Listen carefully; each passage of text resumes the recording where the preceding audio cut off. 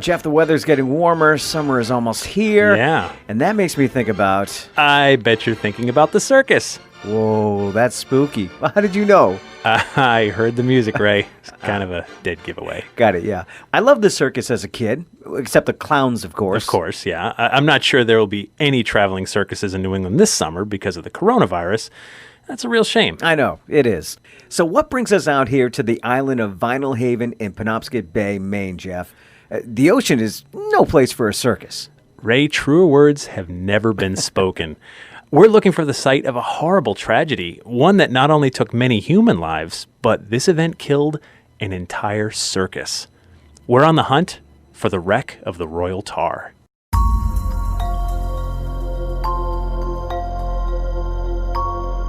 Hi, I'm Jeff Belanger. And I'm Ray Auger. Welcome to episode 145 of the New England Legends podcast. If you give us about 10 minutes, we'll give you something strange to talk about today. Thank you for joining us on our quest to document every single legend in New England, one story at a time. And we can't do it without the help of our Patreon patrons, who kick in just $3 per month to get early access to new episodes, plus bonus episodes that nobody else gets to hear.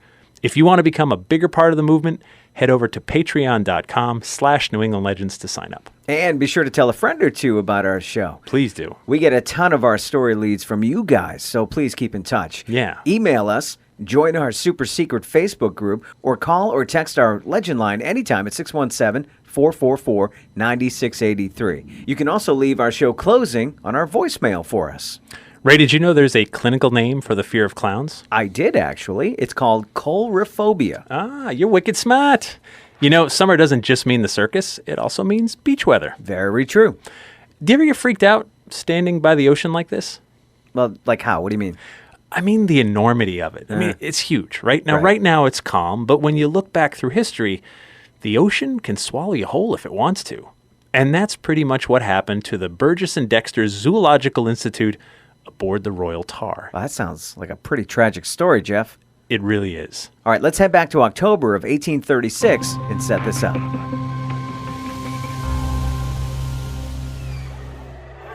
Our story begins October 21st, 1836 at Peters Wharf in Eastport, Maine, right on the Canadian border. The Burgess and Dexter Zoological Institute is a traveling circus that features an elephant, a tiger, 2 camels, snakes, birds, a traveling wax museum, a brass band, show wagons, and horses to pull the wagons. All right. The journey began just up the coast at St. John, New Brunswick, Canada.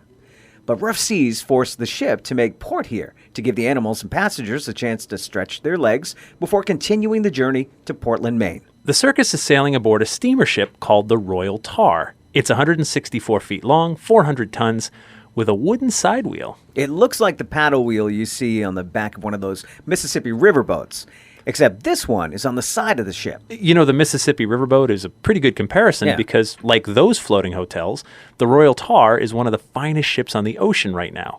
In addition, for room for all those animals and cargo, there's elegant cabin quarters for upscale passengers that could rival many of the fine hotels on land. Now, the ship is also brand new. She launched earlier this year in St. John, New Brunswick, and she's named after King William IV.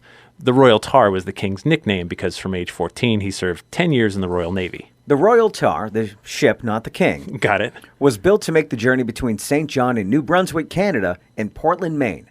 Back on June 5th of this year, the ship broke the speed record by sailing from Eastport, Maine to St. John in less than 5 hours. That's about 60 miles away if you're keeping score. And we're always keeping score, right? The ship is only about 6 months old, and the owners have named her the safest ship on the sea. Sure. I mean, this ship is state-of-the-art. But this voyage is asking more of the boat than any other in her short life so far. All right, why is that? Well, for one, she's overloaded. I mean, these wagons, animals, the brass band, it's a lot of weight for a ship this size. Add to that 21 crew and 70 passengers, plus, the supplies needed to keep people and animals fed, and the Royal Tar is riding pretty low in the water. And to make room for some of the animal cages on the deck, the crew had to remove 2 of the lifeboats and leave them behind in St. John. On Friday evening, October 21st, the ship steams out of Eastport to continue south along Maine's coast. But the passengers are a little nervous. I mean, the weather's bad, the seas are rough. Still, that's okay. Captain Thomas Reed and his crew know what they're doing. They're not trying to break any speed records on this trip. And just a few hours into the voyage, the storm intensifies.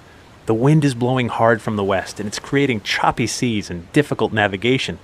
Captain Reed orders the ship to sail into Little River right near Cutler, Maine, and wait out the storm. Now, by the following day, the wind shows no sign of letting up. So they wait. And wait. And wait. After 3 days of sitting idle in Little River, the weather calms just enough that Captain Reed orders the Royal Tar to resume her voyage. It's now the afternoon of October 24th. Once out on the ocean, Captain Reed can see the winds are still blowing hard from the west. Conditions, they've hardly improved. Still, he's determined to steam for the port of Machias Bay, which is just about 10 miles away.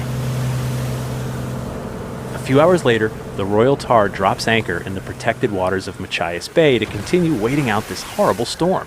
The good news is the ship doesn't have to wait that long this time. By midnight, the storm shifts to the northwest, and the Royal Tar is finally making a decent pace south towards Portland. Finally, it looks like smooth sailing, but there is one nagging problem. What's that? Well, there's talk of a leak in the Royal Tar's boiler. It's nothing serious, but still, the ship's engineer is up most of the night working on it. And by morning, he's satisfied enough to get some sleep and allow another crewman to tend to the engines. Besides, the problem doesn't slow the ship down. By noon the following day, they've made it 90 miles down the coast to Penobscot Bay. It's about 1:30 in the afternoon when the ship's engineer runs to Captain Reed to tell him the water level has fallen too low in the boiler. Out of an abundance of caution, Captain Reed orders the engines to be shut down immediately. The emergency cooling valve opened on the boiler, and the anchor dropped while they tend to everything. The engine will have to be completely cool before they can fill the tanks with water again and get back underway. The Royal Tar is now about 1.5 miles from the Fox Islands in Penobscot Bay. The engineer extinguishes the fires that heat the boilers, and they soon start the process of refilling the tanks. What the crew doesn't know is there's a big problem. Sure, the engines have stopped and the boiler is vented, but when the water fell too low, the area of the ship just above the boiler was superheated. It's now 2 p.m. when the smoldering wood above the engine's boilers burst into flame. The smoke and fire is spotted immediately by the crew. Fire! Fire! It's fire! They run for the hoses as the crew pumps water toward the fire, but it's spreading too fast. They're overcome with smoke. And that fire, it's right under the deck below the animal cages. It's now clear to Captain Reed that this is a big emergency. He orders the ship's anchor line severed. With no boilers, his ship is left to the currents. His hope is that the ship will drift and beach on the nearby Fox Islands. But there's no time to wait for the ocean to gently push this ship 1.5 miles to shore. Reed needs to get the passengers off the ship right now. The crew sound the alarm and race through the ship, ordering passengers and crew on the deck to the lifeboats. Other crew members open the animal cages and push the horses, camels, and other animals into the ocean. The only hope for the animals is that they swim for shore. But the elephant can't be persuaded to jump into the water. The crew has no choice but to keep working on saving what and who they can. The fire is still spreading. It's now clear to all the passengers that the Royal Tar is doomed. They drop the first lifeboat and load 16 passengers, completely filling the small boat. Immediately, they row for shore with the hope they can drop off passengers and maybe row back and save more, if possible. But at that great of a distance at sea, and a large rowboat is slow going. Sure. Desperate, some passengers are now leaping into the ocean to avoid the fire. Given the water temperature, Captain Reed knows they're not going to last long. The ship fire catches the attention of a nearby cutter ship called the Vito, which reaches the scene in about 30 minutes. Captain Reed and his crew are doing all they can to form makeshift rafts to keep as many passengers afloat as possible until more help arrives. Passenger Stinson Patton describes the scene. As soon as the steamer was discovered to be on fire, the cabin passengers rushed for the quarterboat and cut her away, which I perceived just in time to jump off the quarter into her as I stood, which made up the number of 16. We succeeded in reaching land about 9 miles from the steamer. We lost all our baggage and goods. The temporary raft was made of ladders and planks on which some of the suffering people took refuge, but it was of little avail, as most of those who trusted to such a frail machine were precipitated into the sea and sank to rise no more. Many who had been driven overboard by the fire sustained themselves on parts of the wreck which had fallen overboard, but the violence of the sea and the cold soon terminated their earthly career. The horrors of the scene were truly appalling. The women threw their children overboard and jumped after them. The screams of these poor creatures at that time, added to the roaring of the two vexed elements, combined to produce a scene that beggars description and can only be conceived by those who have witnessed such scenes of horror. When the fire first burst through the deck, such was its rapidity that the caravans immediately ignited, and so overpowering was the smoke and fire that the animals in their cages met an instantaneous death, as not a sound was heard from any of them. The horses and camels were backed overboard in hopes that they might reach the shore, but neither force nor any other means could induce the elephant to follow, and he remained, poor fellow, viewing the devastation, until the fire, scorching him, he sprang over the side and was seen striking out lustily for the shore with his trunk high in the air. By the time it's over, 29 passengers and 3 crew perished of the 91 souls on the Royal Tar. Oh, it's awful. Of all the animals on board, only 2 horses managed to swim ashore. All others were lost. And that brings us back to today. This is such a tragic story, Ray. It is. The Royal Tar's flames were seen until about 10 o'clock that evening before she finally slipped under the water for good. In the aftermath, the remains of the elephant washed up on nearby Brimstone Island, where it was scavenged as much by people looking for souvenirs as other animals.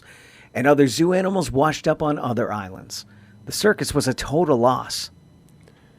This was a huge maritime tragedy that the people talked about for years. You would have thought, with the overloaded boat and the dangerous storm, that a rogue wave or violent gale would have done her in. But no. In the end, it was human error. Someone wasn't paying close enough attention to the water level in the boiler, and that set a deadly chain of events into motion. A chain of events that we're still talking about today. Right. Newspaper accounts claim the survivors believed Captain Reed was a hero who kept his cool and helped save more lives than were lost that day. But still, the lack of enough lifeboats seems unthinkable to me by today's standards. Yeah. It seems, horribly irresponsible. I know. And not only were there not enough, they unloaded 2 lifeboats to make room for animal cages. A mistake that definitely cost lives that October day in 1836. Standing here on the shore of Vinalhaven Island, I can only imagine what that burning ship must have looked like right out there in the water. Yeah. Those on shore could only watch as the nightmare played itself out on the Royal Tar. Maybe that's why we keep telling this story. It's a cautionary tale to mind our duties and to make sure there's enough lifeboats for any journey. It's kind of strange how that story can ring just as true for some of the problems we have on land as well.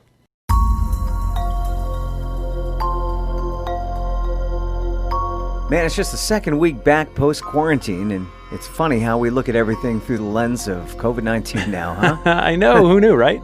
If you want to help us out, please do post a review of our show on Apple Podcasts or wherever you listen to us. And be sure to subscribe because it's free, and we don't want you to miss a thing. We'd like to thank Michael Legge for lending his voice acting talents this week. Thank you. And our theme music is by John Judd. Hey, this is Valerie from somewhere in the South.